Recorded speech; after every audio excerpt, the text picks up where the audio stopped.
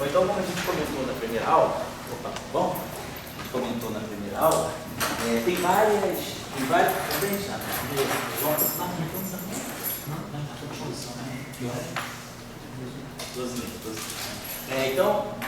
então a gente, na aula passada, primeira de apresentação, a gente colocou assim, vários caminhos que a gente percebe que possa ser uma física além do modelo padrão. E tínhamos motivado também que a eletrodinâmica hoje, ela vem sendo reavaliada à luz dessas físicas mais fundamentais que a gente vai, com o tempo, descobrindo, baseado sobretudo na ideia de simetria. Então, por exemplo, a gente apurou bastante o modelo padrão, do modelo padrão a gente foi para a noção de grande unificação, aí a grande unificação trouxe atrelada consigo a noção de dimensões mais altas, quer dizer, reabordou as dimensões mais altas que já vinham dele, lá da formulação de Caruso e Klein, fez, vamos dizer assim, a grande unificação também, pegou carona na supersimetria, na supergravidade e outras formulações de gravitação. Então a gente vai vendo que a eletrodinâmica, ela vai sempre sendo um caso mais especial de um conjunto mais amplo de interações, né? E aí a questão é, essas novas interações, que a gente vai estendendo a eletrodinâmica, né? A gente basicamente saiu da eletrodinâmica, aí da eletrodinâmica a gente estendeu a eletrodinâmica para a interação eletrofraco, então aí a gente construiu, né, o que é eletrofraco, aí o que é eletrofraco se ampliou para aquilo que é o modelo padrão, aí esse modelo padrão por si também é um subconjunto, né, uma subteoria daquilo que a gente conseguiu se construir, que a gente chama de uma grande unificação, a partir dessas formulações. Então, a eletrodinâmica é a formulação inicial, aí depois a gente passa para a eletrofraca se incorpora numa descrição de modelo padrão, e o modelo padrão se incorpora numa descrição de grande unificação. A pergunta é o quanto uma interação que seja genuinamente de grande unificação, ela pode dar efeito na eletrodinâmica. A grande unificação já está numa etapa bem mais acima. Esse setor aqui, a eletrodinâmica, ela funciona bem, é uma teoria que começa a funcionar bem na faixa dos MeV.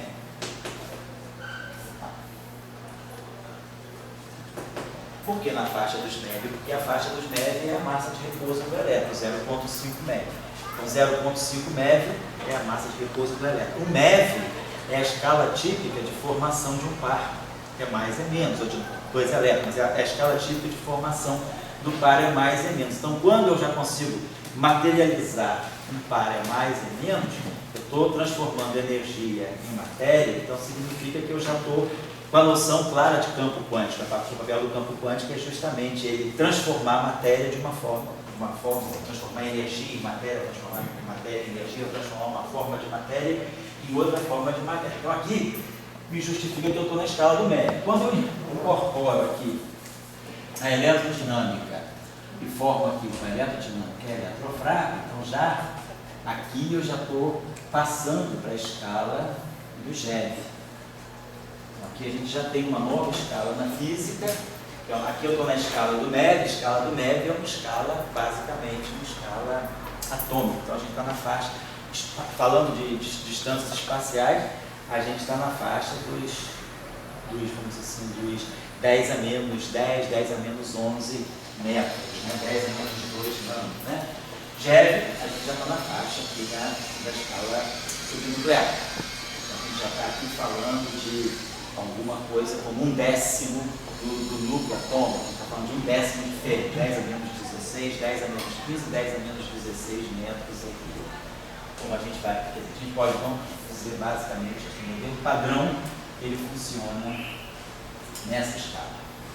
Hoje a gente fala, né, do LHC, que já está na escala do TeV. Então o LHC na escala do TeV, ele vai rever o modelo padrão, quer dizer, ele incorpora o modelo padrão, mas ele começa a prever uma física que já está na periferia, né, do modelo padrão, que é a escala do décimo. Ele está mais ou menos na escala do padrão. Aqui eu tenho grande unificação, chegou perdido com a minha figura mal feita. Aqui a gente está no modelo padrão.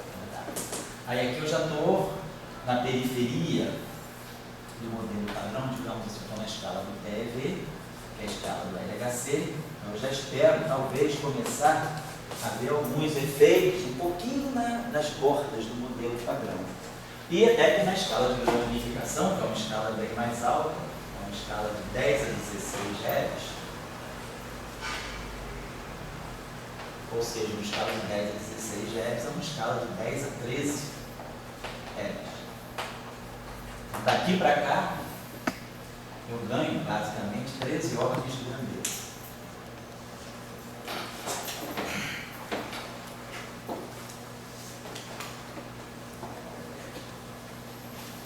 E aí a gente chega na escala da grande unificação. Então a pergunta que a gente está fazendo é justamente essa. Será que tem como alguma interação daqui interferir na física que está aqui? Ou alguma interação daqui interferir na física que está aqui? Uma interação. Ou então uma interação que está imediatamente após, está só no setor eletrofrágil, como é que essa interação pode interferir na física que está aqui? Então, a eletrodinâmica, ela é um pouco, a gente entende assim, do ponto de vista até da construção lógica, né, dessa discussão, é que a eletrodinâmica é um ótimo laboratório, porque ela é o ponto de partida para várias físicas. Então, eu posso testar todas as novas físicas, além da QED, usando instrumentos ou observações em QED, observações da eletrodinâmica, até porque também as medidas eletrodinâmicas são as medidas mais precisas que a gente tem. A gente não consegue, nas outras interações, ter medidas com precisão de 8, 10 casas decimais, no máximo 3, 4 casas decimais, estourando 3, 4 casas decimais nas medidas fracas. Na medida eletromagnética a gente chega abundantemente até a 12ª casa decimal. Então, a ideia da nossa discussão é começar a procurar a interferência dessas físicas aqui. E aí, claro, além da grande unificação, aí agora isso aqui, vamos dizer assim, seriam quase que extensões analíticas naturais, né? Eu me estendo sem tirar o pé do chão, agora eu tenho que dar um voo. Quando eu saio da grande unificação, as novas físicas são realmente um corte. Aí a gente vai ter, da grande unificação para cá, a gente não dá para fazer um contínuo, aí a gente vai para novas dimensões, né? Vamos dizer, extra dimensions, extra this, a gente vai para dimensões extra, a gente vai para simetrias, né? Novas simetrias como a SUSY,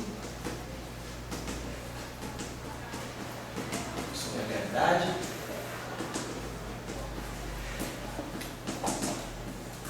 A gente pode ir para novas extensões nos aspectos quânticos da gravitação e suas derivantes. Quando eu falo gravitação quântica, vamos dizer, está implícito que podem ser também a gravitação quântica na visão das cordas, na visão da loop quantum gravity, na visão de Horava-Lifshitz e outras, ou na visão também da violação, né? Efeito de violação da simetria de Lorentz, a BNSV, Lorentz Symmetry Violation. Então, aí são físicas que realmente o modelo padrão não tem como incluir. Não tem, o modelo padrão não tem, a dinâmica do modelo padrão não consegue quebrar a simetria de Lorentz. A dinâmica do modelo padrão não consegue gerar uma supersimetria emergente. Então aí são físicas que nós temos que colocar por fora. Vamos dizer assim, essas físicas aqui, elas entram como, vamos dizer assim, ingredientes, né, suplementares. Ela não é algo que vai se gerando por construção, né, vamos dizer assim, construção natural, por extensão natural, não é uma extensão. Então, beleza. Então, isso nós estamos colocando. Então, nos dias de hoje, né, vale a pena a gente também buscar as interferências fora do modelo padrão, ou além do modelo padrão, na física mais simples do modelo, na física mais simples, que é a física do eletromagnetismo. Então é essa a primeira construção que a gente... Essa é a ideia do curso, quer dizer, o curso é isso, a gente vai buscar vários efeitos ali, e aí ver como. E aí com isso a gente vai também buscar um pouco a gênese da interação eletromagnética. Para nós, né, o eletromagnetismo é a teoria física mais bem estabelecida, é aquela que primeiro, né, chegou mais próximo da natureza microscópica da matéria, diferentemente da primeira abordagem da gravitação, que era uma abordagem eminentemente macroscópica. Então a gente começa a ver também aonde é que o aspecto microscópico da matéria interfere no efeito eletromagnético. Então é isso que a gente vai estar trabalhando nessa primeira visão. Então a gente começa a pensar o que é fundamental. Deixa eu apagar. Vou apagar, pode deixar. Fala. Aí na eletrodinâmica, a primeira, você aprende duas coisas. O campo do fóton ali, que a carga elétrica é. O campo ali, ele interage só vê quem tem carga elétrica. Daí quando vai indo para isso aqui, como é que fica essa relação? O que acontece com o campo ali, com a carga elétrica? Vamos ver, essa é justamente o que eu coloquei aqui, a corrente eletromagnética a partir da relação entre elétron e neutrino. Como é que a gente começa já a ver aonde é que você, numa visão unificada, que é a primeira visão, a visão mais simples unificada que a gente tem vamos dizer assim, dentro do modelo padrão, é a visão da unificação eletrofrágil. E aí, nesse momento, a gente vê para onde é que o fóton foi ou para onde é que o fóton poderia ter ido. Por que aparece um fóton e por que aparece um Z0? Vamos colocar essa questão. Eu acho que esse primeiro passo é isso. O segundo passo, só para justificar, a gente vai depois dar uma olhada também numa possível visão eletromagnética, que não está aqui, não está aqui, não está aqui, mas está aqui. Então a gente vai fazer uma coisa um pouquinho, né? Não vamos fazer assim, a construção totalmente assim, contínua, paulatina, não. Vamos fazer a construção um pouco pulada, assim, porque a natureza também não é tão organizada assim, né? A cabeça da gente gosta de pré-requisito, né? Mas a natureza não pede pré-requisito para saber isso, precisa saber aquilo, não. A natureza ela faz o que. Então eu acho que é mais construtivo a gente perceber uma relação dentro do modelo padrão e uma relação fora do modelo padrão para a gente poder colocar em contraposição. Então essa é uma proposta, tá? Talvez se vocês fossem dar um curso, vocês pensariam diferente. É uma proposta para gerar uma discussão. Então o que o Dória levantou aqui, o que caracteriza o eletromagnetismo como interação? Além de numa abordagem macroscópica, o eletromagnetismo descrever cargas que se atraem, cargas que se repelem, uma lei de força que cai no quadrado da distância. Então isso aí descreve ondas eletromagnéticas que se propagam com velocidade c. Então isso é uma visão do eletromagnetismo. Outra coisa importante, né, quando a gente define uma interação, não é só definir o perfil da interação, é procurar a constante de acoplamento, né, a constante de acoplamento daquela interação. Então, acho que não sei se foi na aula desse curso, foi em alguma aula que você estava discutindo a questão por que não se pensou no fóton carregado, não foi, pai? E aí a gente estava colocando a questão, tem que olhar a constante de acoplamento. Então o eletromagnetismo é caracterizado por uma constante de acoplamento, que é a constante de estrutura fina. Essa constante caracteriza uma série de fenômenos, né? Espalhamentos de vários tipos, decaimentos de vários tipos. Então tem uma constante fundamental nessa física. Então isso aí caracteriza, como você falou, o fenômeno eletromagnético é mediado por uma partícula de espinho neutra, né? Uma partícula de massa zero, espinho e neutra, e o objeto fundamental, a matéria, né? Tem interação fundamental, é a matéria básica, a matéria eletrônica, essa matéria tem carga, essa matéria tem espinho meio, essa matéria tem carga diversas de carga elétrica. Então, aí a gente diz, tá bom, então esse objeto carregado, ele troca força. Então isso aí é um padrão, assim, é a apresentação da interação. Mas, a gente depois, isso era um primeiro momento, depois a gente percebe que existem existe uma outra interação, percebeu-se, né, na década de 30, né, acho que de 1930, aproximadamente, no início da década de 30, e mais uniformemente em 1933, Fermi, que os fenômenos fracos eles estão caracterizados por uma coisa que as interações em geral não têm, que é a mudança de matéria. A matéria se transforma, a transformação da matéria, as interações fracas, né?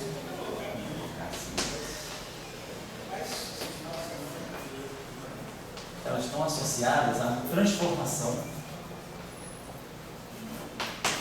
da matéria.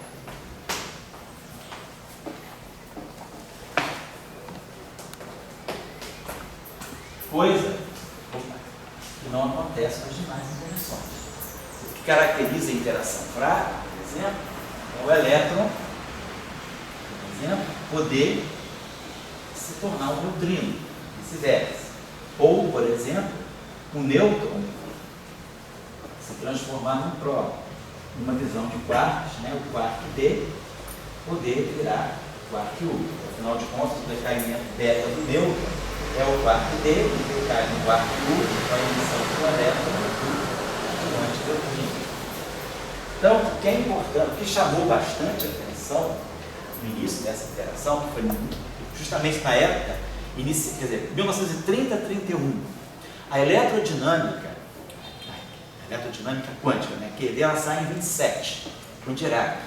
Aí Enrico Fermi, que entende bem a eletrodinâmica, em 1930, 29, 30, ele começa a perceber, por conhecer muito bem a eletrodinâmica, por se interessar pela eletrodinâmica de Dirac, ele começa a perceber no fenômeno fraco realmente uma nova física, porque não se sabia se os decaimentos nucleares na época, Pauli, Bethe, tinha uma série de Heisenberg.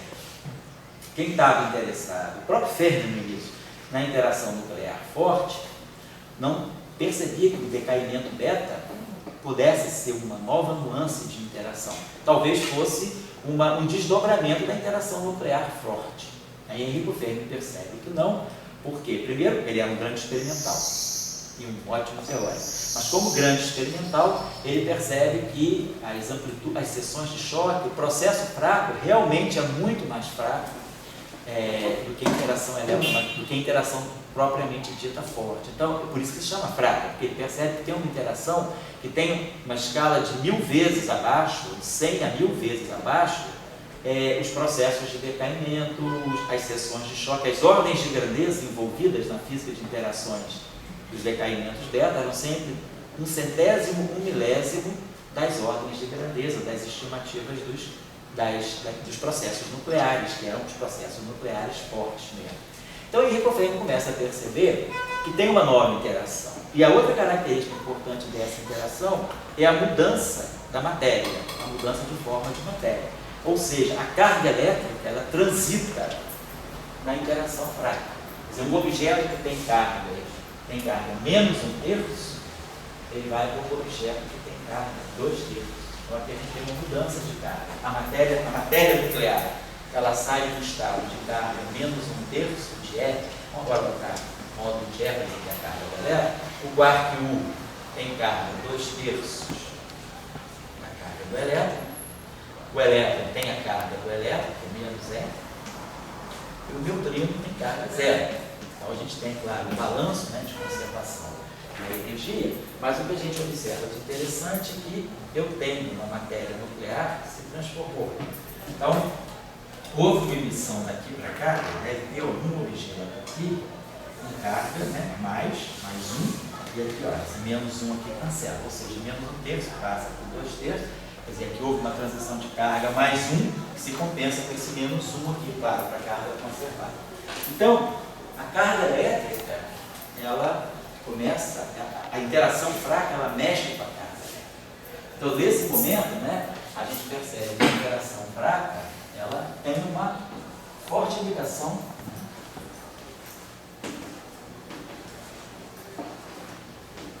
com a carga elétrica. Apesar das duas interações serem diferentes. Depois, mais à frente, quando foi descoberto o muon, né, em 1936, O decaimento beta do muon, por exemplo, né, ele também mexia, né, ele tinha um decaimento que tinha o ele decai no elétron, do antineutrino do elétron, do muon. Então, de novo, aqui a gente tem um elétron, um muon, se transformando numa partícula associada a ele. Esse cara aqui tem carga negativa, ele se transforma em carga zero. Eu tenho um elétron no seu neutrino. Então, a carga elétrica começa a se ver que o processo fraco tem a ver com a carga elétrica. Então, isso levou, apesar de que as constantes de acoplamento são diferentes. Esse processo fraco aqui e esse processo fraco aqui, como eu falei na primeira aula, ele percebe que tem uma nova constante fundamental da física, né? Que é a constante de Fermi. E ele vê que é um padrão comum, né? Essa constante começa a aparecer em vários processos que são governados pela interação fraca. Por exemplo, depois o chamado decaimento beta inverso, né? Que é a interação ali você bombardeia nêutrons com elétrons, né? Bombardeia nêutrons com elétrons, nêutrons com pósitrons, e aí a gente vai no lado de cá. A gente bombardeia nêutron, neutrinos, e a gente vai do lado de cá, prótons e elétrons. Então, tem, isso é o que a gente chama de decaimento beta inverso, né? Eu posso ter também, algumas vezes também a gente chama o próton como o antineutrino, dando nêutron, mas pósitron,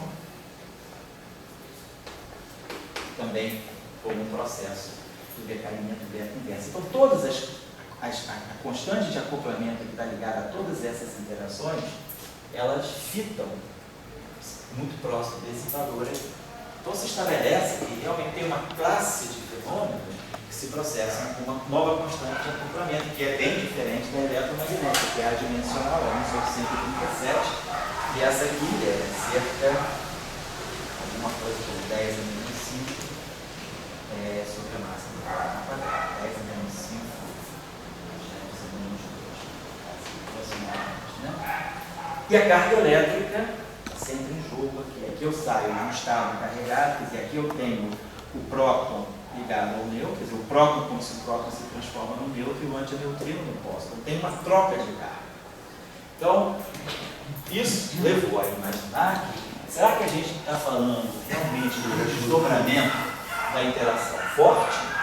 Ou será que essa interação é um desdobramento da interação fraca? Eu vou Então, só a ideia seria, então, associar, talvez, qual é a conexão entre eletromagnetismo e interação fraca. Então, esse tipo de fenômeno, o fato da linguagem da física, a gente fala, a matéria muda de sabor, né? Quer dizer, a mudança de sabor da matéria na interação fraca. A mudança de sabor é o sabor no sentido dos quarks, dos flavors, né? O flavor T muda para o flavor U. Depois, mais tarde, quando foram descobertos os novos quarks, né? Por exemplo, o quark com charme decai no quark estranho, o quark top decai no quark bottom. Então, os quarks decaem, né? Mudando o sabor. Então, essa mudança de sabor dos quarks é um processo de interação fraca. Então, há uma mudança de carga. A carga aqui é 2/3, essa carga aqui é menos 1/3, essa carga aqui é 2/3, essa carga aqui é menos 1/3. Então, há uma mudança de sabor, na matéria nuclear, da matéria nuclear,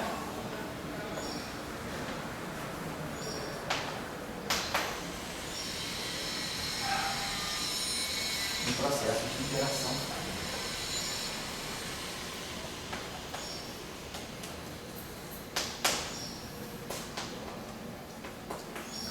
Eu cheguei a palavra, eu fiz uma conveniência, era mudança de carga, certo? Ou mudança de carga? Não, o pessoal usa flavor, É porque o pessoal está ligado mais assim, ao tipo de quark, é coisa, mas na prática o que acontece é a mudança de carga. Agora, essa mudança de carga, ela não tem processo eletromagnético também de mudança de carga? Não, por exemplo, processo eletromagnético como um todo, mas o processo eletromagnético, qualquer partícula que interage eletromagnética, a gente diz, ela interage eletromagnética absorvendo, ela interage eletromagneticamente, emitindo ou absorvendo fóton. Então, sempre uma partícula no eletromagnetismo, ela emite ou absorve fóton, o fóton é neutro. Então, ela emite um fóton, continua neutro, continua com a mesma carga, ou absorve um fóton, continua com a mesma carga. Então, o processo eletromagnético individual, ele se dá sem mudança de carga. Então, eles não têm um processo eletromagnético individualmente, né, com mudança de carga. Então, isso acontece na interação fraca. Na interação forte também isso acontece. Qualquer matéria, por exemplo, que interage trocando gluons, né, na interação forte, ela troca gluons, claro, ela troca a cor, ela troca o número quântico que o gluon carrega, mas o gluon é neutro. Então a matéria nuclear também, as interações nucleares, elas se processam sem mudança de carga elétrica. A carga elétrica só muda na interação fraca. Essa aqui levou a pensar, então, que tem algo mais sutil que relaciona a interação fraca com a interação eletromagnética. Mas você não teria um meio termo? Você tem processos que tenha eletromagnéticos, como AFS, mas que tenha troca de carga, mas digamos você ter aí já partículas que não sejam talvez elementares. Você tem uma troca de carga, tem um processo elementar. Aqui não tem um processo, porque é um postulado, vamos dizer, ou aquele, bom, tudo bem, tudo que se fala, absorve o emite fóton, então vai ser neutro, tá, né? Agora, isso a gente poderia ter... Não é um postulado. Aí a gente coloca, o que vamos dizer, a gente está tentando comparar com os fenômenos. Poderia dizer, então tudo bem, se eu até hoje observei que na interação eletromagnética a carga muda, eu vou construir então um modelo que me dê conta disso. Aí você constrói um modelo que te dê conta disso. E aí a pergunta é, será que se eu descobrir algum novo fenômeno, eu vou ter que modificar o modelo? Ou hoje a gente não conseguiu ver na interação eletromagnética nenhuma mudança de carga? Então, o que consta é isso. Porque como você está falando, se houver um processo em que a carga elétrica muda, a pergunta é, tudo bem, muda a carga elétrica, mas será que esse processo realmente é eletromagnético? E aí eles são, se ela muda, se a partícula sofre uma interação e ela muda a sua carga, é porque ela absorveu ou emitiu o objeto carregado.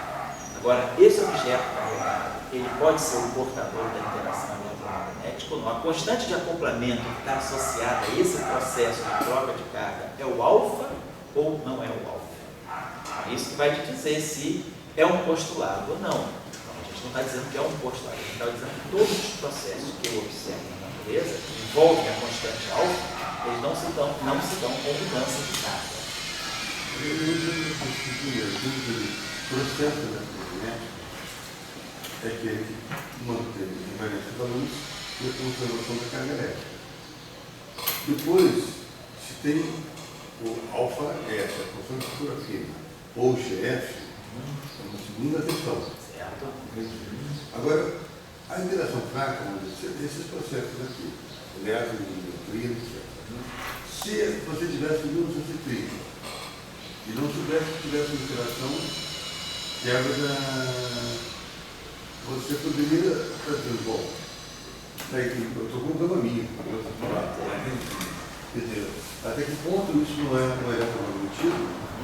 Só que não tem só apenas a constante fina, mas tem um alcance de um peso menor, tem todas as outras coisas, mas teria uma intenção natural da eletromagnetismo. Só que eu vou ter que botar não só fóton como interlocutor. Agora, quando aparece em 56, você começa a ver que esses processos têm um gama simples.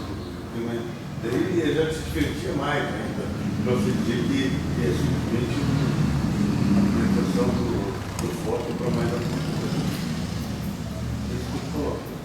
Eu diria o seguinte, vamos pensar Não sei se as pessoas entenderam, mas Então o que o Dória está perguntando é, com a física que se tinha em 1930, no início da década de 30, o que era mais natural? Perceber a troca da carga na interação fraca como um desdobramento da interação eletromagnética ou realmente uma nova interação? O que o cara, nesse momento, se ele não fosse Enrico Fermi, o que seria tentado a fazer? E por isso que o paper de Enrico Fermi não foi aceito, justamente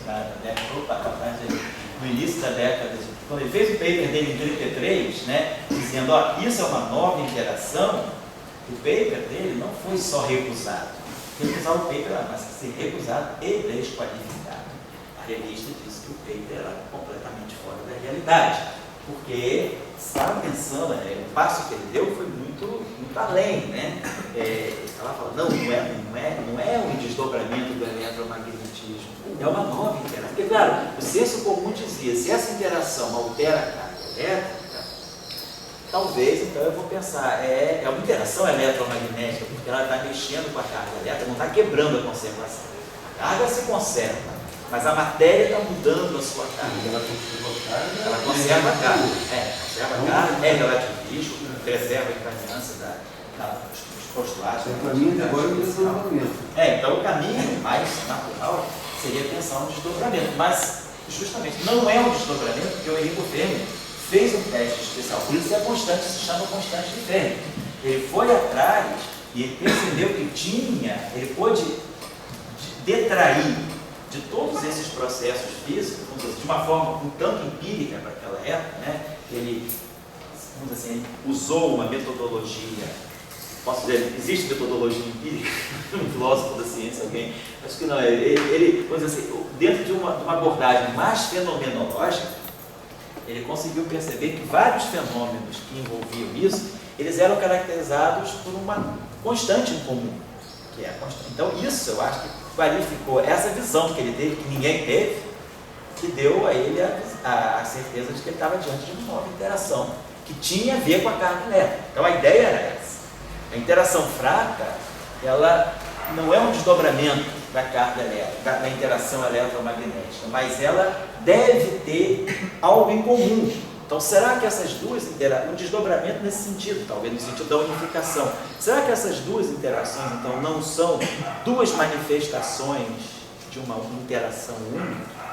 Aí está a ideia da unificação eletrofraca. Então, claro que a unificação eletrofraca ela foi feita posteriormente, né, como teoria, na década de 60, mas, assim, a desconfiança, né, a dúvida de que talvez houvesse uma origem comum para essas duas interações, ela vem nesses trabalhos de Enrico Fermi. Então ele percebe que as duas interações são diferentes, elas se apresentam uma tem uma constante, outra tem outra constante, as escalas são muito diferentes. Uma tem na escala atômica, a outra está na escala subnuclear. As escalas são duas físicas, a interação eletromagnética ela tem repercussão macroscópica, a interação fraca é confinada ao domínio nuclear, ela tem sempre uma escala na faixa de 10 a menos 15 metros, então é uma interação muito confinada ao interior do núcleo atômico. A outra interação não, ela é uma interação atômica, molecular, né, uma interação macroscópica. Então são duas interações distintas, mas talvez esse fato, mas elas têm uma origem comum. O fato da interação fraca mexer na carga elétrica diz que essas duas interações, apesar de distintas, elas podem ser duas manifestações distintas de uma única interação. Essa que é a ideia da unificação eletrofraca. Isso aí que marcou aí. Eu vou fazer a pergunta inversa. Se eu quiser dizer a invariância da luz e a conservação da carga elétrica, eu posso ter mais de uma constante de acoplamento além da carga elétrica, do alfa-S, eu poderia ter mais de uma conservação de alfa-S, GF, sei lá. Então, quer dizer, a pergunta que eu estou querendo fazer é: entendi. Dado os dois princípios fundamentais, princípio relativístico e conservação da carga elétrica. Essas duas leis fundamentais, né, que é o absoluto da luz e a conservação da carga elétrica, isso me habilita a dizer que eu posso construir, eu tenho uma única constante de interação ou eu posso ter várias constantes de interação para o processo. Alguém tem alguma coisa a falar? Acredito que sim, né? É uma questão puramente física, tem um aspecto conceitual por trás. Então a gente está querendo construir a coisa a partir dos primeiros princípios. Então eu acredito que, vou me basear no fato de que a luz é um absoluto, ou seja, eu estou respeitando os postulados da relatividade especial e estou me baseando na conservação da carga elétrica. Esses dois elementos, eles são fortes o suficiente para me fixar a interação de uma certa maneira, ou eu preciso de mais algum ingrediente, ou esses dois elementos são fundamentais, são assim, definidores para me dizer, não, a constante de acoplamento dessa interação é única, é isso que você está dizendo. Se alguém quiser comentar alguma coisa aí, vamos estar discutindo, né? Vale a pena ouvir as palavras de vocês também. Okay, bom dia. Alexandre, tem alguma sugestão, tem alguma reflexão já sobre isso? Uma pergunta, só mantendo essas duas coisas, ele quer saber se com isso, interação. Se isso define, se você garante que, por exemplo,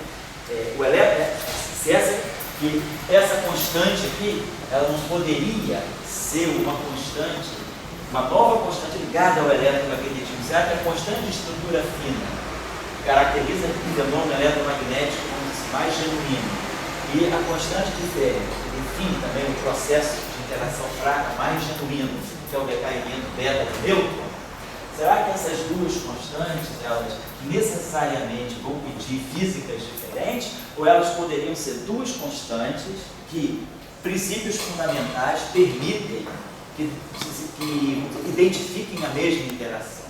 Uma interação que é eletromagnética, mas caracterizada por duas constantes de acoplamento, quer dizer, dois regimes distintos ou duas fases distintas de uma mesma interação. Aí Dória está dizendo, será que se eu acredito nos princípios da relatividade especial, na conservação da carga elétrica, eu não poderia construir um eletromagnetismo com essas duas constantes distintas? A física é uma só, quando a gente fala de unificação eletrofraca, eu estou dizendo, tudo é interação eletromagnética, não tem interação fraca. Essa é a questão. Está discutindo uma coisa que assim, a gente sabe que não é assim que se pensa, mas a gente também pode se perguntar por que não se pensou assim? Tem algum princípio físico fundamental que impede esse pensamento? O que pode ser? Bom, o princípio filosófico também. Uma função de filosofia física também é esse ponto. Né? O que a gente poderia pensar? Fala aí. Às vezes a gente pensa na própria definição de interação. Como é que a gente define o que é uma interação? Né? Porque quando a gente faz a unificação da eletrofraca, a gente já mudou o conceito de interação quando pensa em eletrofraca, quando você unifica as duas coisas. Mas quando a gente pensa numa interação, na definição de uma interação única, a gente pensa numa constante só. Como a gente define interação. A gente pode mudar a definição de interação. Se a gente mudar a definição de interação, a gente muda o conceito. Mas no entendimento do que é uma interação, na definição, ela só teria uma constante. Como a gente define isso? Eu diria que sim, eu diria que, aí eu acho que assim, uma questão é uma construção filosófica, no sentido de que a gente, eu não sei, os sociólogos não gostam muito disso, mas os físicos gostam, universalidade. A gente quer buscar uma constante única. Então, como você está falando, a gente espera que uma interação seja associada com uma constante que tenha uma certa universalidade. Diferentes processos, eles carregam a informação daquela constante, daquele parâmetro físico. Toda teoria física tem que ter parâmetro. Ninguém conhece uma teoria física que não tenha nenhum parâmetro, né? Teoria física sem parâmetro é uma teoria livre, que aí não quer dizer nada. Mas uma teoria com interação, o mínimo que seja a interação, ela carrega parâmetros. O que a gente espera também, aí assim, uma questão filosófica, é o que é uma boa teoria em contraposição a um bom modelo. Uma boa teoria é diferente do bom modelo, porque o modelo é particular, ele reflete uma situação, ele não tem universalidade. O que a gente espera da teoria é que a teoria tenha uma universalidade e ela tenha um número mínimo possível de parâmetros para descrever com grande precisão o máximo possível de diferentes situações. É isso que a gente constrói, uma teoria, a diferença entre teoria e hoje a gente fala teoria para tudo, mas muitas das teorias que a gente diz que são teorias, na verdade não são teorias, são modelos, né? Teoria mesmo a gente tem muito pouca, se a gente for assim na acepção direta do termo, né? Então, eu concordo assim, que eu acho que o pensamento que se tem é esse, eu quero ter uma constante única para definir aquela interação, não quero ter uma interação com várias constantes, porque eu já perco esse princípio de universalidade. Acho que isso está em jogo quando se pensa nessa situação. Esse elemento está em jogo. Só uma questão. Mas se a gente diz, esse princípio é muito filosófico, né? Eu não tenho nada contra a filosofia, eu não tenho nenhum preconceito da filosofia interferir na física, não. Então, às vezes, a gente piso pesado um pouco nessa questão, né? Acho que uma pessoa que é mais assim, tecnicista em física, acha não, tem que ser os cálculos, né? Acho que a filosofia, se a gente for olhar a construção dessas pessoas, todo mundo que fez as grandes teorias sabia filosofia. Não teve nenhum iliterado em filosofia que tenha construído uma grande teoria. Então, ou seja, esses caras tinham um pensamento filosófico que levou a eles perceberem aspectos que quem não sabe filosofia não percebe. E aí esses aspectos te levaram a compreender, ler da natureza algumas coisas que quem não consegue, não entende de filosofia. Eu falo que eu não entendo, não. Isso até que eu não li nada da natureza. Mas esses caras leram. Henrique Fermi sabia filosofia, Heisenberg sabia filosofia, Dirac sabia filosofia, Bohr sabia filosofia, Salan sabia filosofia, esse povo todo sabia bastante filosofia. Por isso que eles talvez conseguiram conversar com a natureza muito mais do que nós, que somos tecnicistas, que só sabemos fazer cálculo, né? Então, eu estou dizendo, o princípio filosófico, para mim, eu não tenho nenhum preconceito de dizer que é uma coisa importante na construção de uma teoria. Mas, se a gente tiver um certo preconceito quanto a isso, qual é a questão física? Se a gente tivesse colocando, você que está aí, tem ideias, gosta de ter ideias, de buscar ideias, né? Como é que você pode dizer? Essa minha ideia está de pé, tem alguma coisa, se você tem duas constantes numa teoria, uma constante é adimensional. O parâmetro fundamental da tua teoria é adimensional, que é o alfa. E o outro parâmetro tem dimensão de energia a menos 2. Então, um parâmetro com dimensão de energia, ele não é um parâmetro tão liso assim. Um parâmetro que não tenha dimensão nenhuma, nesse sentido, ele é um parâmetro mais fundamental, porque ele é um parâmetro limpo, ele não depende de nada, ele é um parâmetro por si só, um parâmetro numérico, né, que pode, não precisa ser um parâmetro constante, ele pode depender, pode ser uma função, né, mas ele é um parâmetro adimensional, no caso da constante de estrutura fina. O parâmetro GF, ele tem uma dimensão. Se um parâmetro fundamental de uma teoria tem uma dimensão, ele deve estar fixando alguma escala para você. Então, isso deve distinguir. Uma teoria, uma constante de acompanhamento, ela me traz uma dimensão, então ela fixa uma escala para mim. O outro parâmetro, não, ele não tem dimensão nenhuma, então ele não fixa escala nenhuma. Então, será que uma interação, ela consegue conviver com esses dois, com esse conflito, né, de princípios, né? Eu tenho um parâmetro que me fixa uma escala. GF tem dimensão de 10 a menos 5, GF a menos 2. GF a menos 2 é aproximadamente, né, esse parâmetro aqui é aproximadamente 10 a menos 5 sobre massa do próton ao quadrado. Então aparece nessa constante informação sobre a massa do próton. A massa do próton está em jogo aí. Se a massa do próton fixa uma escala para nós. Massa, o inverso da massa do próton me dá o constante de comprimento de onda de Compton do próton. Comprimento de onda do Compton do próton pequenininho. Então isso me fixa a escala nuclear. Então isso está me dizendo, a outra constante, ela não tem escala. Por isso que o eletromagnetismo, ele existe dentro do núcleo atômico, ele existe fora do núcleo atômico, ele existe na molécula, ele existe macroscopicamente, porque ele não tem uma escala. Ele aparece em todas as escalas. A constante de estrutura fina, ela não carrega uma noção de escala. Pega a constante nuclear, a constante de interação fraca, ela tem uma dimensão de 1 sobre energia ao quadrado. Então isso está implícito que ela tenha, e aquela energia ao quadrado é a massa do próton ao quadrado. Então está implícita ali uma escala nuclear. Então isso diz, essa interação, ela está ligada com a escala nuclear. Então eu acho que isso, o núcleo atômico é uma coisa muito diferente do átomo. São 5 ordens de grandeza, de dimensão, de diferença. Então eu acho que a gente teria elementos, né, claro, com todo o conhecimento que a gente tem hoje, né, que a física nos deu, de dizer, a gente está diante de uma nova interação. Claro que naquela época, se colocar no lugar de Enrico Fermi e ter essa percepção, não é uma percepção que a gente passa em sala de aula. É uma percepção que ele construiu, claro, ele passou lá para os discípulos dele, para o Majorana, para o Amaldi, para o Emílio Segret, mas era uma reflexão restrita a uma escola. que desenvolveu aquela ideia. Então eu acho que a gente hoje tem elementos para pensar. Com a física que se desenvolveu a partir daí, a gente tem vários elementos para pensar se, por exemplo, agora a gente está diante de uma situação muito parecida. Será que o LHC vai descobrir a quinta interação ou não? O quinto campo de força? Que não estou falando da força de força, a força gravitacional. Mas será que tem uma quinta força?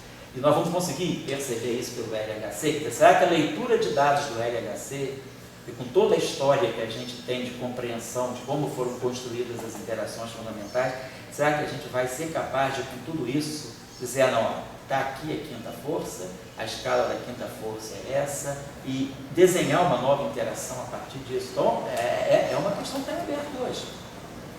Se o Higgs, por exemplo, e o, vamos dizer assim,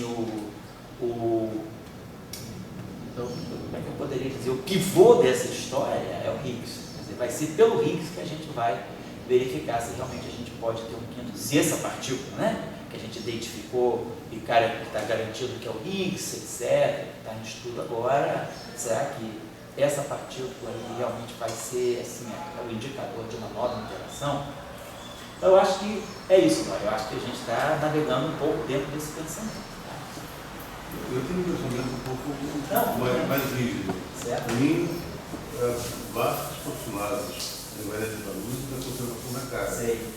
Depois, as constantes de acoplamento, elas podem ser diferentes e, em vez de universalidade, eu entendo como diversidade. Você começa a mostrar diversidade. E, se você vê o modelo padrão, você vê os gráficos de Feynman, todos eles estão com constantes de acoplamento diferentes. A diversidade está plena ali. Não estou eu falando, está ali, né? Então, quando você às vezes começa com S5, CUT, lá, que você está botando, ele tem uma constante de acoplamento.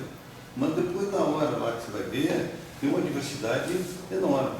Então, mas eu não quero nem discutir isso. Eu estou querendo discutir. Eu sou um cara burro, eu conheço poucos conceitos. Não quero ser daqueles. Então, invariância da luz e carga elétrica são os meus conceitos. Violou aquilo, eu já não sei. Você disse que tem 37 eletromagnetismos. Você disse, então pode ter 37 ou 50 mil. Desde que não viole, está legal, você pode fazer as coisas. Agora, a questão da constante acoplamento, a existência de novas interações, eu coloco como uma interrogação. Acho só que, para mim, é extremamente são essas coisas que a gente não consegue dar opinião. Como é que todos esses que transferem carga estavam com a invariância da paridade? Como é que eles estavam com? Com a invariância da paridade. Certo. Assim, é uma coisa que tem outros exemplos, não só neutrino com elétron, outros exemplos que é uma transferência de carga. Mas daí a pergunta que eu tenho, tem outros de transferência de carga que não entrem a violação da paridade? Não sei responder. Assim, não tem. A gente, essa questão só foi percebida 20 anos depois, na década de 50, 56, 57, é que ficou claro que esses processos com transferência de carga também violavam a paridade. Mas aí a violação da paridade não está associada à transformação da carga, está associada mais a esse elemento chamado neutrino, que aparecia nas interações, que era mais uma questão de conservação de energia e de momento. Mas é um outro dado que caracteriza também um pouco essa interação. Aliás, até a Science agora, recente, né? Recente que eu digo do ano passado, setembro do ano passado, está fazendo um ano agora esse mês, né? A Science publicou aquele interessante artigo, né, sobre a violação de paridade, quer dizer, como é que diz, aquilo que eles chamam de atividade ótica nos elementos bioquímicos, né? Que são elementos que é física do carbono, então são os aminoácidos, são esses açúcares, né? Esses elementos bioquímicos têm atividade ótica. A pergunta é se a força responsável pela ligação molecular é a força de Van der Waals, que é um resíduo da força eletromagnética, uma força eletromagnética efetiva, como é que você explica, à luz do eletromagnetismo, que não viola a paridade, você ter objetos bioquímicos, né, que têm atividade ótica bem definida. São objetos que têm sempre uma direção, indicam uma direção, uma polarização privilegiada. Você consegue explicar isso com base no eletromagnetismo? A resposta se discutiu isso a partir dos trabalhos de Salan, lá da década de 90, os últimos trabalhos que ele fez, mas agora essa revista Science, no ano passado, publicou esse resultado mostrando que você só consegue entender isso se você for olhar, quer dizer, os decaimentos beta primordiais é que devem ser responsáveis pela atividade ótica desses elementos que se formaram. Então, mais uma coisa que vem, como você está lembrando bem aí da questão da paridade, mais um elemento que vem depois, né, quer dizer, que é agregado a essa discussão, que não são só os dois princípios fundamentais da relatividade e da conservação da carga, que dizem que a gente está diante de uma nova interação. Nós temos uma interação que ela mexe com a atividade, ela dá atividade ótica, ela introduz a noção de orientação, né, que é a questão da paridade, que é a violação da paridade nas interações fracas. Então eu acho que é mais um elemento para dizer que essas interações que mexem com o sabor da matéria, elas são outra interação. Esse elemento, sim, é um novo princípio, quer dizer, ele pode diferir. Assim, eu acho que com a paridade, estou dando minha opinião, com a paridade, o exemplo que você colocou um outro princípio. Olha, tem, nossa, aquilo, mas tem outro princípio, é uma outra grandeza. E um outro acontecimento que está com a diferença violação da paridade. Visual. Mas desde 1930, sem saber isso, eu acho que, digamos, você pode ter outras constantes de acoplamento. Eu até acredito que sim, mas aí eu acho que essas constantes de acoplamento, elas teriam repercussão imediata, que iriam te dizer se você coloca outras constantes de acoplamento, e aí você enriquece essa discussão tirando essa universalidade, eu acredito que essas novas constantes de acoplamento, elas teriam uma aplicação imediata e seria muito estranho que essas outras constantes de acoplamento elas aparecessem com dimensão. Se tem dimensão... Não, tem que ser sem dimensão. Tudo bem. Se ela for adimensional, pode ser melhor. Se ela for adimensional, pode ser melhor. A questão tudo bem, ela é adimensional, mas ela tem uma repercussão física imediata ou ela é uma constante que só vai aparecer em certos processos? Tem uma fenomenologia que sai dessas interações, é só verificar se elas são compatíveis com os dados experimentais. Quanto tempo, por exemplo, seria o decaimento do π0 se houvesse outras constantes? Você tem física hoje estabelecida para dizer se você poderia ter outras constantes com dimensão. O tempo de decaimento do π0, por exemplo, é um dado importante para isso. O π0 decai em 2 gama. Isso aí está ligado ao processo. O decaimento do π0 é eletromagnético. Então, você tem física aí com uma alta precisão, quer dizer, outra questão que você tem com alta precisão, momento de polo magnético do elétron, momento de polo magnético do muon, você tem precisão bastante forte para dizer outras constantes de acoplamento, como elas interfeririam no cálculo teórico dessa grandeza que é medida experimentalmente com altíssima precisão. Então, vamos adotar o princípio. É possível, sim. Então, me dê as consequências e como essas consequências vão alterar esses resultados de uma física que é muito afirmada, que é o decaimento beta do π0, decaimento gama eletromagnético do π0, que é um decaimento que 99% dos π0 decaem em 2 gama. Tem outros decaimentos, mas são decaimentos muito improváveis. O π0 realmente decai eletromagneticamente. Esse é um teste muito importante para a eletrodinâmica quântica. O decaimento beta do π0 e os momentos magnéticos, né, anômalos do elétron do muon, por exemplo. Acho que é possível, então, a gente buscar outras variantes e verificar qual é o impacto nessas grandezas. Eu só assim finalizando, para dizer que toda formulação teórica, lógica, ela tem que ter princípios e diversidades. Essas duas coisas tem que ter, não pode ter só princípios e não ter diversidade. Então, a diversidade, eu estou com o elétron e neutrino sobre um princípio, um tem uma massa, outro tem outra massa, outro tem uma carga, outro tem outra carga. Essa diversidade, ela tem que ser acomodada por princípios. Então, a diversidade de cargas, de força de acoplamento, a mais, ela faz parte do roteiro. Pode fazer, eu não digo que não, acho que isso é. Mas você tem que ter testes para verificar se essa ideia é possível. Acho que isso é possível, sim. Acho que só você fixar toda a física. Se você não disser qual é o espinho do fóton, você não consegue fixar. Você pode dizer, eu acredito na invariância relativística e na conservação da carga elétrica. Se você não disser qual é o espinho do fóton, você não fixa o eletromagnetismo. Você tem que dar mais informação. Então, relatividade, carga elétrica. Aí você tem que dar uma informação. O espinho do fóton é 1, 0, 2. Se você disser que é 0, você fixa um eletromagnetismo. Se você disser que é 1, você fixa outro. Se você disser que é 2, então é importante você dar uma informação a mais também. Aí você consegue fixar. Aí o Ernesto falou, já te dá a possibilidade de ter espinho 0, 1, 2. Isso, aí é você muito tem melódico.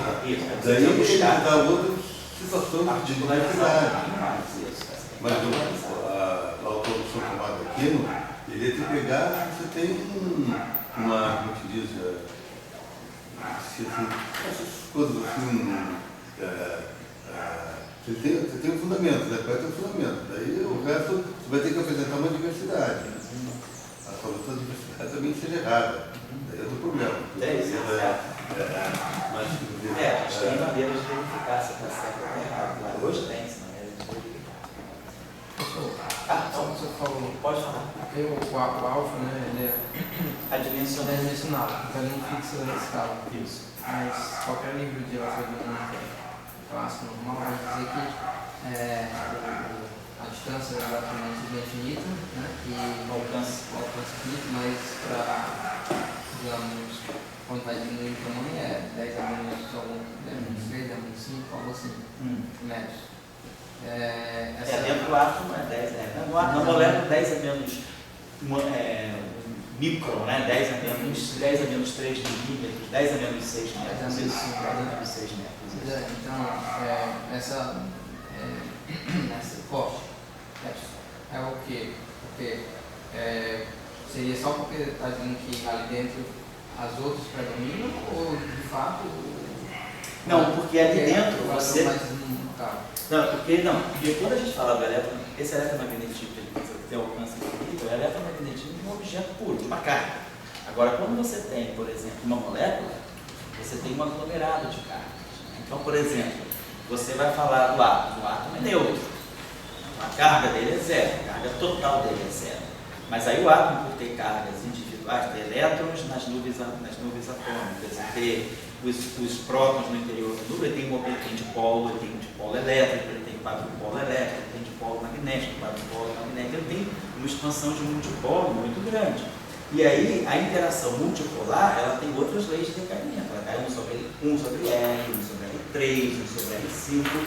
Então, o que está em jogo aí, porque quando a gente fala, geralmente quando a gente fala da interação fundamental, a gente está pensando do monopolo, né? 1 sobre R, mas 1 sobre R é a interação monopolar, mas os objetos da natureza, quando você está numa escala de 10 a menos 6 metros, que é a escala molecular, o que você está em jogo aí não é mais uma interação eletromagnética de monopolos, é uma interação de polos elétricos, de quadrupolos elétricos, de polos magnéticos, de quadrupolos magnéticos. Então, por isso que a força de Van der Waals tem essas potências R6, R5, porque as interações que estão em jogo aí são as interações de multipolos, não mais as interações de monopolo. Então, o limite inferior, como é que acertaria o limite inferior do eletromagnetismo? O limite inferior, você diz na distância?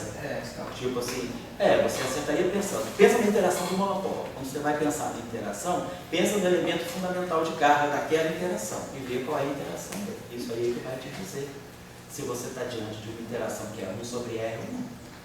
Quem troca, qual é a carga, né? Essa carga troca fóton, partícula de spin zero. Você precisa ter uma dinâmica, no eletromagnetismo você tem as equações de Maxwell, da Lambertiano de φ igual a 0, da Lambertiano de A igual a 0, é isso aí que te garante o longo alcance. Se você tivesse uma correção aí para se estudou, as correções de própria, você iria ver que o alcance era limitado. Você precisa ter uma informação sobre o agente propagador da interação também. Então, no caso do eletromagnetismo, ela é de alcance infinito, porque no caso do monopolo, né, na partícula, da situação mais simples que aquela interação permite, que é a interação monopolar, você não tem um mediador com massa. A interação, a escala, você não tem escala nenhuma, essa que é a questão. Não tem escala, não tem escala, mas o fóton não tem massa. Mas isso tem a ver com o alfa se não ver. Isso tem a ver com o alfa ser adimensional. Não ter dimensão. Porque se você tem E2, quer dizer, quais são as constantes, quais são os parâmetros fundamentais dessa probabilidade? O eletromagnetismo ela só tem um parâmetro fundamental, que é a carga do elétron e a massa do elétron. Constante fundamental, o parâmetro da interação é esse. E depois, claro, você tem a velocidade da luz por causa da relatividade jogar cortada por causa do aspecto quântico. Então, o que você tem é o parâmetro que está ligado à interação é o R, que é adimensional. O Coulomb, né? Mas nesse sistema de unidades naturais a gente vê como adimensional. Então é isso que não te dá, deixa sem escala. Claro, você fala, mas o elétron, a escala da eletrodinâmica do elétron, claro, é a massa do elétron. A massa do elétron te dá uma escala fundamental que é a constante, que é o comprimento de onda de campo do elétron. Então isso aqui te dá uma escala.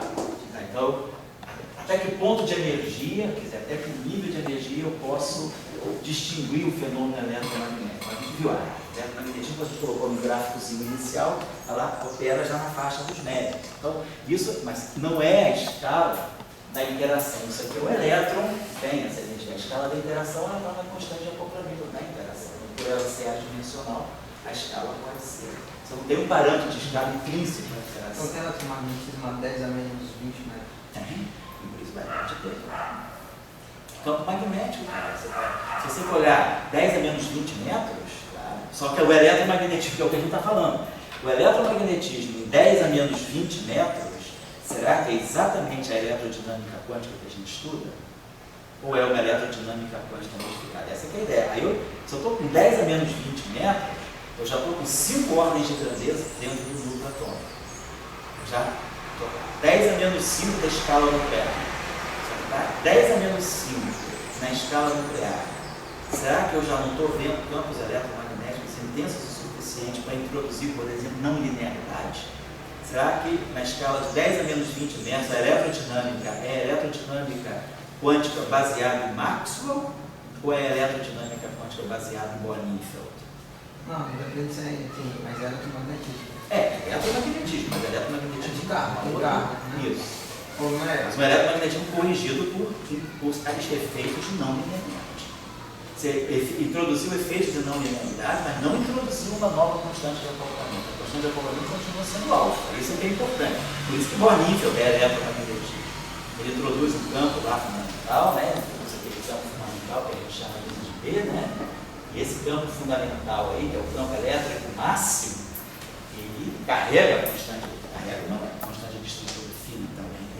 Então, você não mudou a constante de acoplamento, você introduziu novos efeitos, mas não mudou a interação, porque você não mudou a carga e não mudou a constante de acoplamento.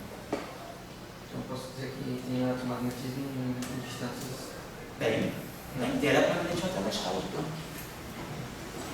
10 a menos 33 centímetros tem eletromagnetismo. Quem é ele? Quem é o eletromagnetismo em 10 a menos 33 centímetros?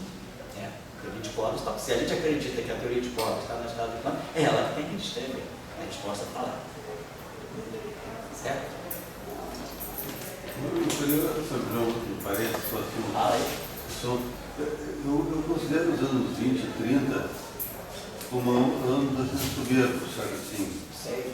É o ano do Dirac, que se fala tanto, é o ano do Gramsci, da Rosa Luxemburgo. Deve estar todo mundo ligado agora. Dizer que ela é comunista, gostava da manhã. Comunistaço. Cara, ele era vermelhaço. Só passar férias na Crimeia, ser homenageado pelo Partido Comunista lá na Crimeia, pela Benítez. Pô, ele era super mal visto nos Estados Unidos e bem visto na Rússia. Ele era muito comunista. As brigas, inclusive, dele com... houve uma fratura ali, né? Porque o Dirac era casado com a irmã do Wigner. E aí, uma das... assim, houve uma cisão familiar um pouco por isso, porque Dirac era Rússia. E o Wigner adotou os Estados Unidos. E a irmã do Wigner, que era casada com Dirac, ela manteve a linha, assim, vamos dizer, diraciana. Então ele teve problemas de relação, ela ficou sem falar com o irmão dela com Wigner há muito tempo, então o Wigner ficou meio... Assim, ali americanizou geral, né? Princeton, tal, que havia de mais americano. Então teve esses problemas óbvios da família, sabe? Por conta da escolha de partido, né? Da escolha da pluralidade, left e right, né? Dizem que era left e Wigner era right. Mas eu acho que essa década teve uma coisa que foi importante, quer dizer, hoje você, digamos, vamos discutir QD e comunismo. Hoje Vamos lá, ótimo. Não, mas eu estou dizendo o seguinte, aqui hoje... Eu estou falando quieto, você pode dizer alguma coisa também, cara. Olha aí. Fala aí. Ou você virou direita agora? Ainda não encontrei a relação, mas eu estou querendo dizer o seguinte, porque nessa época, hoje nós temos uma época muito complexa. Então, quando você vem discutir aqui, você está em mente, você já começa uma série de coisas. Para dizer, olha, QD, o problema é a relação com essa Dimension com o Marx de 1965. São caminhos. Mas naquela época não tinha isso. Então eu acho que as discussões eram mais diretas do ponto. Tinha menos coisas para pensar. Era menos complexo. Hoje você vai discutir a sociedade, é uma coisa extremamente complexa. Você não pode tiver apenas um de classes, como comentou a Luxemburgo, as coisas são mais complexas. Mas vamos dizer, eu me considero tentando voltar para 1930. Ou seja, negar a internet, nega toda a tecnologia, não acredita no São Google. Mas eu acho que a troca de cargas da QD, havia naquela época a necessidade, apareceu a troca de carga e havia a necessidade de ir além de Marx. Eu acho que essa troca de cargas, independente de estar considerando elétrico, eu só estou querendo considerar um assunto, troca de cargas. Então, se eu tenho troca de cargas, eu não posso ter só fóton. Eu posso ter fóton, posso ter um fóton massivo e fótons carregados para troca de carga. Esses seriam os elementos de troca de carga. Isso é antes do Bohr-Einstein, porque o Bohr-Einstein não pensou em fóton massivo, em fóton carregado. Entendeu assim? Então, quer dizer, era uma discussão para ter, na época, um Bohr-Einstein e talvez com um Fermi. Por que não tem uma QD, está na hora de além de Maxwell? Eu estou querendo dizer isso, porque hoje, quando está na hora de ir além da capital trabalho. Pô, mas daí você vai ver, tem multidões de opiniões, então está na hora de além de Maxwell, tem multidão de opiniões, do tipo assim. Então, eu acho também que naquela época, era difícil, assim, vamos nos colocar naquele contexto que a gente pode. Lembre-se que, naquela época, ainda não se sabia muito bem como se iria fazer essa nova física. Por quê? O método ainda era o método galileano. Observação, fenomenologia, empiricismo, teoria. Só se conhecia o elétron e o próton e o fóton. Quer dizer, até 1930, 3 partículas elementares, elétron, próton e o fóton. Acabou-se. Não se conhecia pósitron, não se conhecia nêutron, não se conhecia muon, não se conhecia neutrino. Então, era também difícil você, assim, tomar uma atitude desse ponto, dizer, vamos estender Bohr-Einfeld. Por que Bohr-Einfeld não pensou num fóton massivo, num fóton carregado? Cara, os caras ainda estavam digerindo a descoberta do elétron, a descoberta do próton e o conceito de fóton como uma nova partícula de luz, etc. Então, você vê que a reação, a previsão do pósitron, de um ponto de vista teórico, foi gigantesca, cara. Dirac só sobreviveu porque Anderson descobriu o pósitron casualmente um ano depois. Se o Anderson não tivesse descoberto o pósitron em 1932, mas tivesse descoberto o pósitron em 1945 ou em 1950, Dirac talvez tivesse, cara, sido assim, completamente desqualificado. E a física que ele fez, que ele legou para nós, que é uma física que enriqueceu para caramba o pensamento da física, não tivesse acontecido. Quem seria a física se Dirac se mantivesse a mesma pessoa, mas se o Anderson não tivesse descoberto o pósitron em 1932? Estou falando de pessoas como Pauli, como Heisenberg e como outros que assim, tinham uma política metralhatória sobre Dirac, por conta da previsão do Poisson. Foi uma coisa assim, muito forte. Então, você chegar, e Bornifre, qual é a discussão de Bornifre? Bornifre não estava também interessado em prever nova partícula, ele estava interessado em entender o elétron. Por que Bornifre propôs o eletromagnetismo não linear? Porque ele queria que a massa do elétron, a explicação da massa do elétron, deveria ser uma explicação 100% eletromagnética. O que eles diriam era que a massa do elétron provém da carga do elétron. A carga do elétron gera um campo, esse campo tem uma alta energia, essa alta energia é MC2, eu tiro a massa de repouso do elétron. Então, eles tinham uma proposta de compreender a massa do elétron a partir da carga do elétron. Então, a discussão era essa. Vamos entender, o Dirac fez a equação de Dirac para entender o elétron. Ele quis entender a origem quântica, a natureza quântica, a natureza relativística do elétron. Qual era toda a discussão do elétron de Dirac? Entender a origem do magnetismo do elétron. O elétron tem entender a relativização do spin-meio, que ainda é uma questão em aberto, como colocar o spin-meio numa descrição relativisticamente covariante, que não se tinha até então, e se compreender as propriedades magnéticas. Por que o elétron tinha momento de dipolo magnético? Então essa era a luta de Dirac.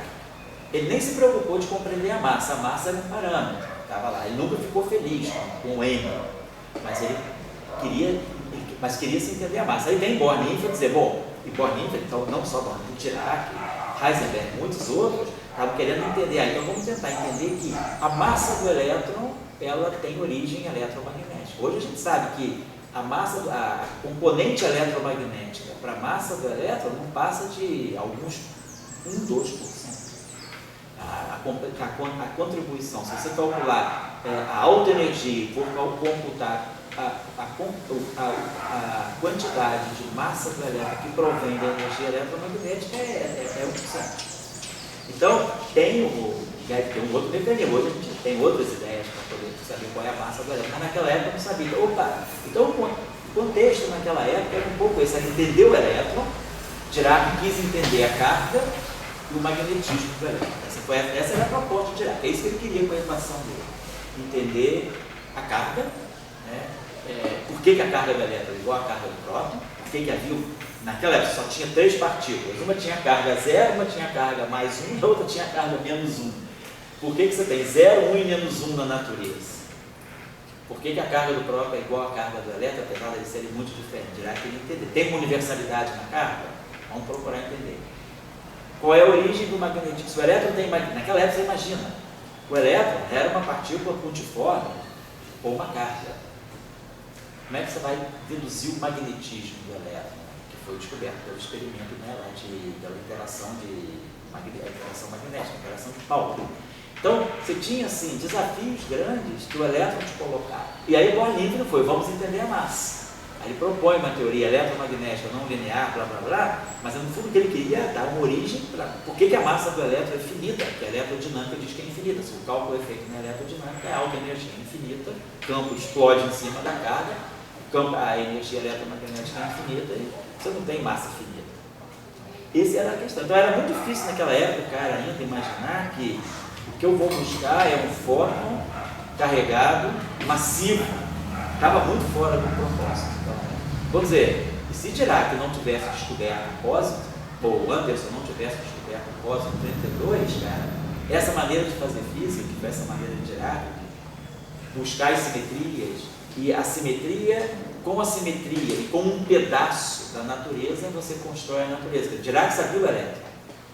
E descobriu que o elétron estava ligado, quer dizer, percebeu que o elétron estava ligado a uma simetria. Então, se eu tenho só o elétron e tenho essa simetria, o elétron não pode estar sozinho.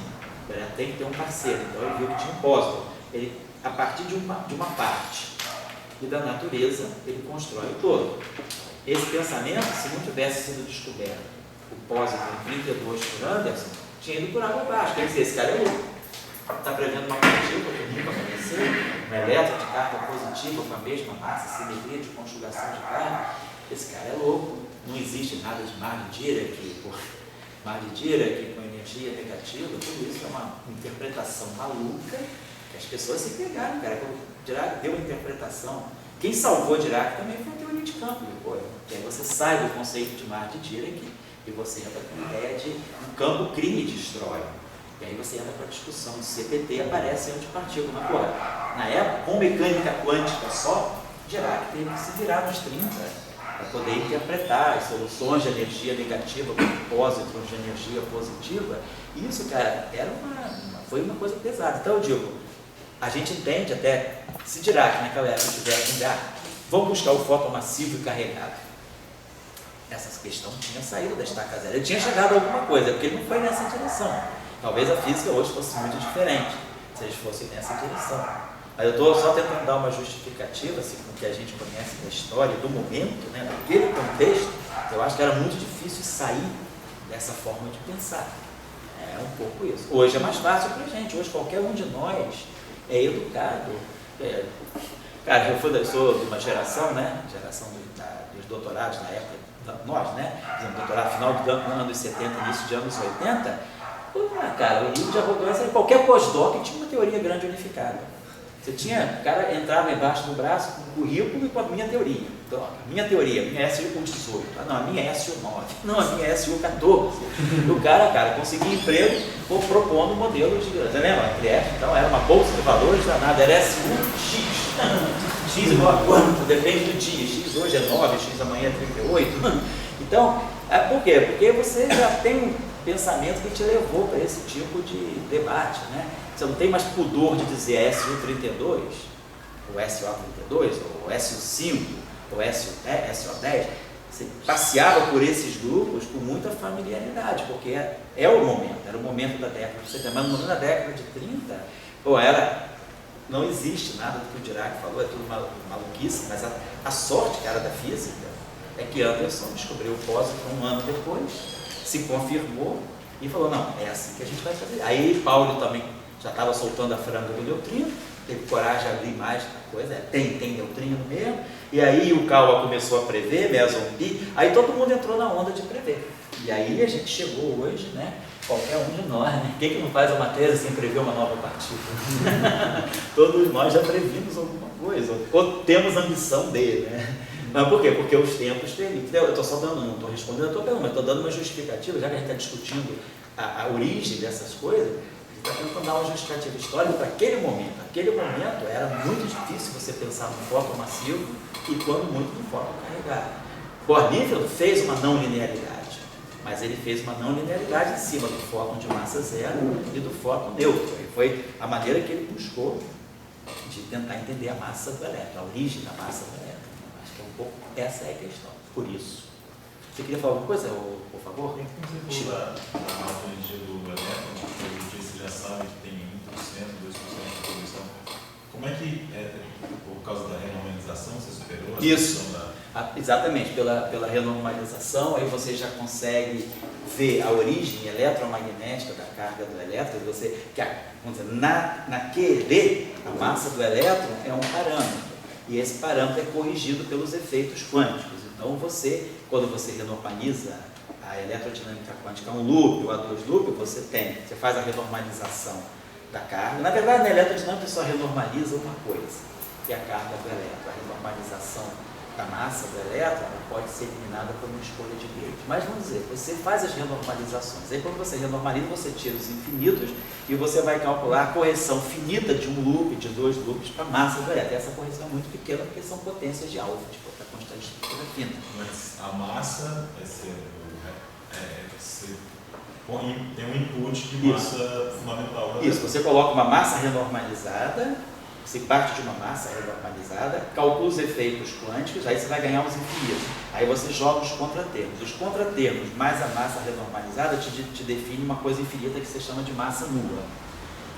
Mas quando você calcula, você renormaliza, quando você joga o contratermo da massa, você parte de uma teoria, classicamente você tem uma massa, que você chama de massa já renormalizada. Aí você vai calcular os efeitos quânticos a um loop, você vai ter H cortado vezes, vamos dizer assim, a correção à massa a um loop.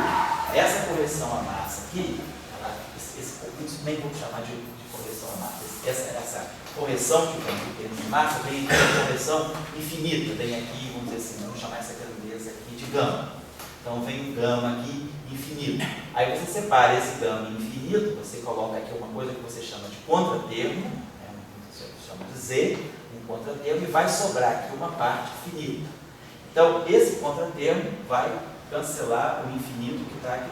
Aí você joga essa grandeza, perdão, decompor essa grandeza aqui em duas partes. Essa grandeza que você calcula, só para quem já viu alguma coisa. Então você tem aqui esse gráfico aqui, há um número, é o gráfico que a gente chama, é o gráfico que vai renormalizar a massa do elétron. Então você calcula esse gráfico aqui é o gama. Esse gama tem uma parte infinita e tem uma parte finita. Como é que você se livra dessa parte infinita? Você joga aqui um contratermo, a ordem está cortada, você joga aqui um contratermo, delta, gama, infinito. Aí você vai, esse termo aqui você vai construir para cancelar isso aqui. Então esse termo aqui cancela isso. E você fica com uma parte finita. Essa parte finita aqui, você vai então ver como ela se soma. Então você vai